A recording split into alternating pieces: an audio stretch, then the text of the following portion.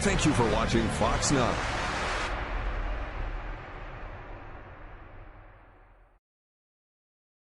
Now on Fox 9, the primary election just 2 months away, and two candidates hoping to represent Yuma in town today will lay out their top priorities. Airbags can be life-saving in the event of an accident, but as many as 10,000 Yuma vehicles may not have ones that would properly deploy if you were in a crash.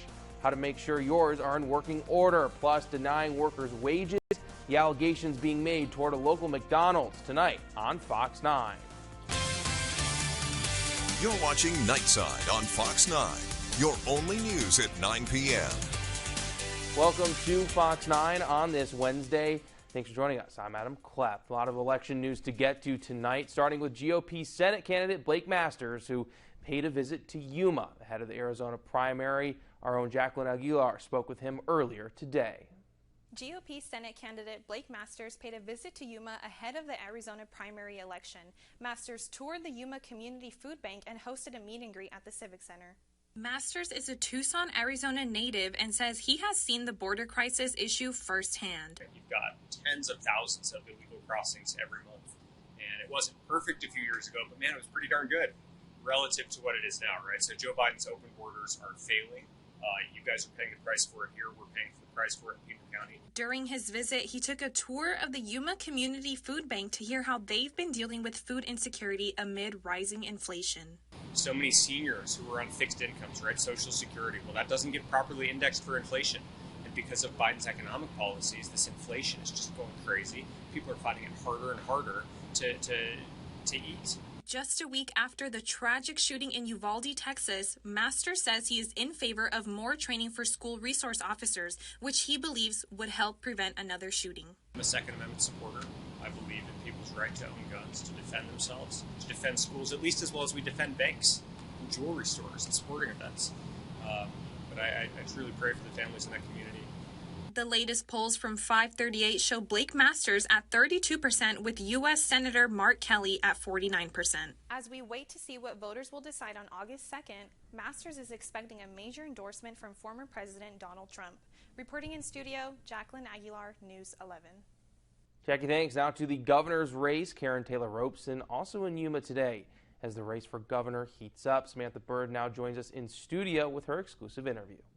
With just over 60 days until the Arizona primary election, Karen Taylor Robeson says she is traveling throughout the state to meet as many voters as possible, with today's stop being Yuma County. During her visit, Taylor Robeson toured the southern border, witnessing the gaps in the wall as well as the migrant crossings we see in Yuma on a daily basis. She says she has a border plan in place if elected governor, saying the Biden-Harris administration is not stepping up to the plate. What I did see today was the evidence of a failed border policy by this administration. The Biden-Harris administration has failed us. Taylor Robeson says she also spoke to local business leaders at the Yuma Chamber of Commerce about issues they're facing, as well as education, which she says is her passion. My passion as governor will be education. I have a long history in education, both in the K-12 space, as well as higher education. And with just 2 months until the Arizona primary election, according to OH Predictive Insights on the Republican side, Taylor Robeson is currently in second place with 22% support, with Kari Lake in first at 29%. In a distant third sits Matt Salmon with 11% support. Our campaign is firing on all cylinders. You know, it's been about 8 weeks since all the opponents started attacking me. And I was quickly reminded by people, if you're not carrying the football, they're not trying to tackle you.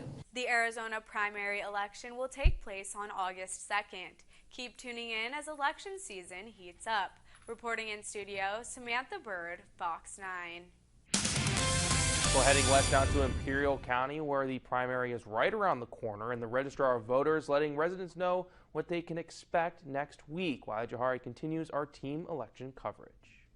Less than a week to go until Election Day, with about 87,000 registered voters across the county. Everything has been smooth sailing for the most part, but the Imperial County Registrar says some residents in Brawley received the wrong ballot.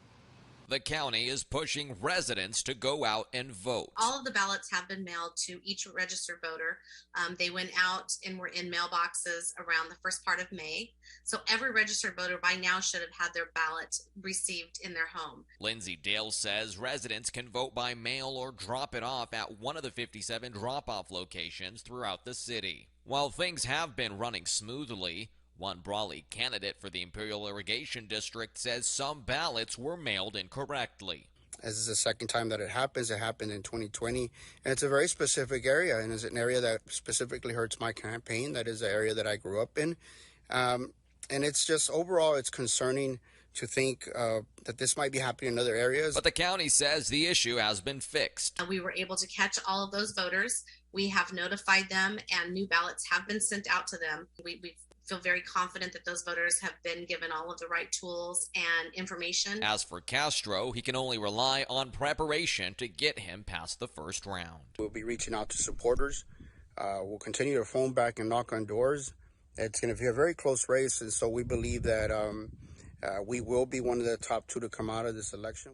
The county says if you want to vote by mail, you can turn your ballots in at any polling place. The polls open next Tuesday at 7 in the morning and close at 8 at night. Reporting in Imperial County, I'm Wiley Jahari. All right, and staying in California, we're following a developing situation on Highway 86 near Cary Road, where one person unfortunately is dead after a head-on collision with a tractor. California Highway Patrol says although the investigation is still very much ongoing, this car caught fire and the driver did not survive. We're told the operator of the tractor is okay, and it's unclear how the crash happened or if there was more than one person in the car. CHP is reminding those to be behind the wheel to slow down and don't drive distracted. We'll continue to have updates on KYMA.com. Now to more updates on the allegations of child abuse at a local Marine Corps base. Two former Child Development Center employees at MCAS Yuma allegedly abused up to as many as 13 children. 28-year-olds Valerie McKinstry and Catherine McCombs charged with a combined 20 counts of abuse. McKinstry appeared in court this morning and is set to return later this summer. The state prosecutor explained to the court there's still a lot of surveillance video to go through from inside the Child Development Center. The second suspect, McCombs, will be in court tomorrow. Agents with the Yuma sector arrested a convicted murderer after he tried to cross into the country illegally. 50-year-old Amicar Jesus Espinoza, recently apprehended near County 8.5 Street and Levy Road. He was convicted for a 2004 murder out of Texas and sentenced to 10 years. Espinoza was removed from the country after serving 7 years of that sentence. U.S. Border Patrol says he will be prosecuted for re-entering the country and will face more time behind bars. Nearly $129,000 in back wages recovered after a federal investigation found several McDonald's locations in Yuma denied workers wages. The U.S. Department of Labor says the owner of those locations, Jose Leon, was not paying 332 of his employees for overtime or hours worked. In addition to the back wages, Leon was required to pay a little more than $20,000 in penalties for violating labor laws. Did not pay proper overtime or hours for 332 workers in Yuma, Arizona, were current and former employees, so some are not working there anymore. The division also found Leon violated federal minimum wage requirements when he failed to pay some employees for all the hours they worked. He was fined more than $20,000 in penalties. Well, right now you could be driving a car with a bad airbag, and if it's not fixed soon, it could put you in danger on the roadway. The organization Check to Protect says there's been a recall of Takata brand airbags. Over 190,000 vehicles throughout Arizona have bad airbags, including up to 10,000 in Yuma. June 1st marks the start of Airbag Recall Repair Month. It's a statewide initiative to make sure drivers are aware of this issue and get it taken care of. If you don't replace airbags that are defective, instead of saving lives, it could be the other way around. You know, something defective, in case of an accident, it could go the other way around. So if you want to find out if your car has a bad airbag, you can head to the website checktoprotect.org. You can type in your car's VIN number and get all the info you need. Now to first weather. Rob, welcome back. Great to have you back in our shows. I'm sure the viewers are happy after having to watch me do the weather the last couple of days, but it's getting hotter out there, right? It certainly is. You know, you did weather on some good days, considering the fact we were in the 90s on Memorial Day, even the day after, and now today we've elevated that to another level. Let's take a look at your RV World Yuma Skycam, giving you a glimpse of the bright lights of the city of Yuma, and here's what we're looking forward to in the very near future. For your headlines, a near normal night tonight. The heat's going to continue to rise, but will there be a significant bend on their way, or at least a twist in the weather, as I'd like to say, in regards to a temperature adjustment? One can only hope, but you'll have to kind of check out the extended forecast for that one. We'll tell you more about it coming up. All right, Rob, see you in just a little bit. Next on Fox 9, though, the historic drought in the desert Southwest still a factor, and now residents in Southern California are being hit with water restrictions, while the government says climate change is to blame. Next on Fox 9.